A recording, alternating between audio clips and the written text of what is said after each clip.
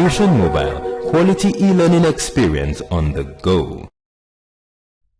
Concern for one's nation. The captivity and destruction of Jerusalem. King Josiah was the king of Judah.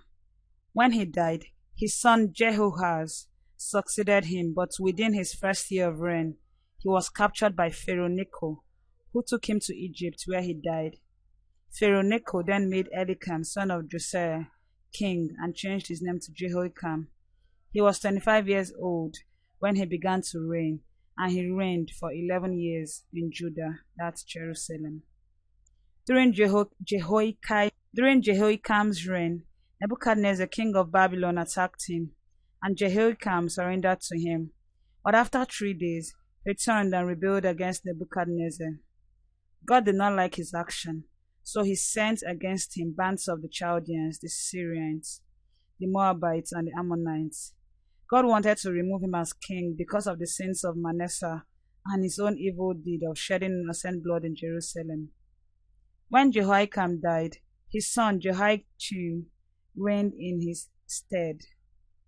Pharaoh NECO, king of Egypt, did not attack him because the king of Babylon had humiliated Egypt. Now the king of Babylon came up and besieged the city of Judah. King Jehoiachin gave himself up to Nebuchadnezzar, also his mother, his servants, his princes, and palace officials. Nebuchadnezzar took the king of Judah a prisoner and carried off all the treasures of the house of the Lord and that of the king, cut in pieces all the vessels of gold in the temple of the Lord. All these were provided by King Solomon. He carried away together all Jerusalem and her princes, and the mighty men of valor, totaling 10,000 captives and 1,000 craftsmen and smiths. Only the poorest class of people were left in the city. He carried away Jehoiachin, his mother, his wives, and his officials from Jerusalem to Babylon. The king of Babylon made Mattaniah, Jehoiachin's uncle, a king in Judah, and changed his name to Zedekiah. Zedekiah was 21 years old when he became king and reigned for 11 years. Zedekiah did evil before God as Jehoiakim did, and God decided to cast him away from him. Unfortunately for him, he rebelled against the king of Babylon in the 9th year of his reign. Nebuchadnezzar came with his army and laid siege to the city of Jerusalem until the 11th year of his reign. There was a severe famine because of the siege. Food became so scarce that on the 9th, the king with all the men of war fled by night through a breach made in the city wall. Though the Chaldeans were around the city, and they went in the direction of the Arabah, but the army of Chaldean pursued the king and overtook him in the plains of Jericho, and all his army was scattered. They captured the king and brought him to the king of Babylon at Riblah. They captured the king and brought him to the king of Babylon at Riblah. The king passed sentence upon him. They slew his sons before him and put out his eyes and bound him in fetters and took him to Babylon. In the 9th year of the reign of Nebuchadnezzar, Nebuzaradan, his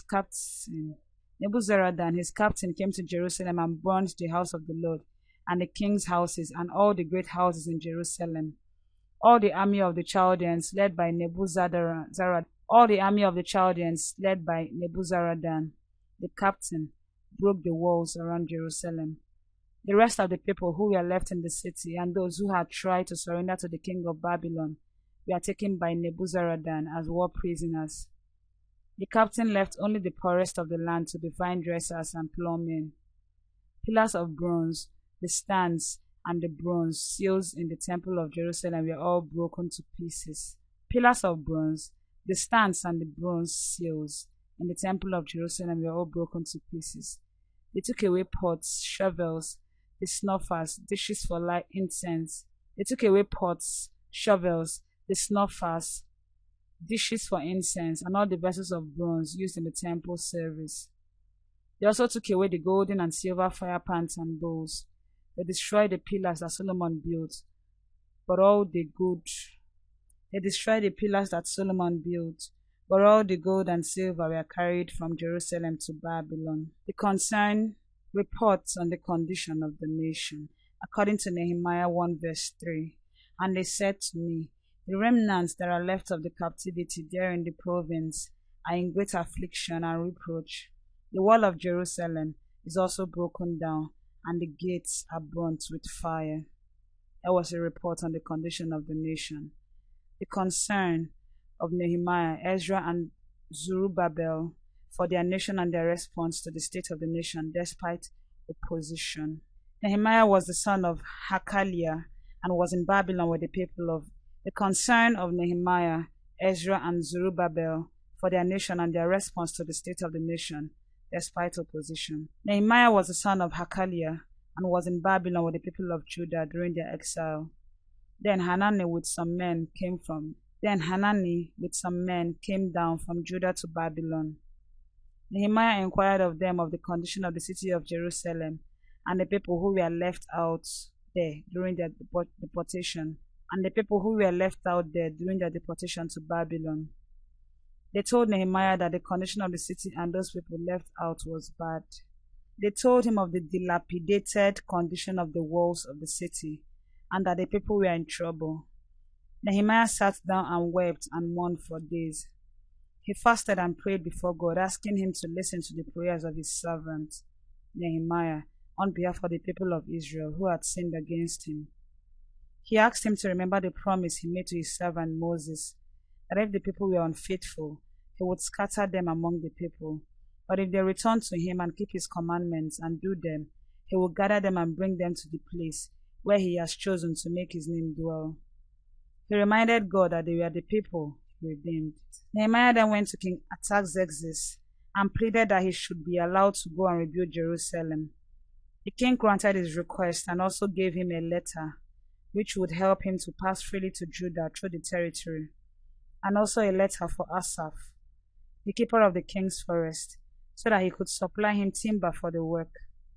But when Sanballat the Horonite and Tobiah the servant, the Ammonite, heard that Nehemiah was seeking for the welfare of the children of Israel, they were greatly displeased. Nehemiah went to Jerusalem and stayed there for 3 days. He surveyed the city with a few men in the night. He saw that the place was in ruins, and so called the Jews, the priests, the nobles, the officials, and those that would do the work, and told them that they had to rebuild the walls of Jerusalem so that their suffering would stop. When Sanballat heard that the Jews were rebuilding the walls, he was angry and greatly enraged. He ridiculed the builders by asking what they were doing, whether they could revive the stones from the heaps of rubbish. Tobiah added that if a fox would go up on the wall under construction, it would crumble. The mockery of Sanballat and Tobiah made Nehemiah pray to God to punish these men severely, for they had provoked God to anger before the builders. The work on the walls progressed, and the angry Sanballat and Tobiah and the Arabs and Ammonites and Ashdodites planned to frustrate and confuse the people of Israel. But the people of Israel prayed to God and set guards to protect them day and night. When the enemies planned to frustrate their work, Nehemiah stationed the people according to their families with their swords, spears, and bows. He persuaded the nobles and the officials and the rest of the people not to be afraid of them, and to remember their great, terrible God and fight for themselves and their children. They labored day and night to finish the building.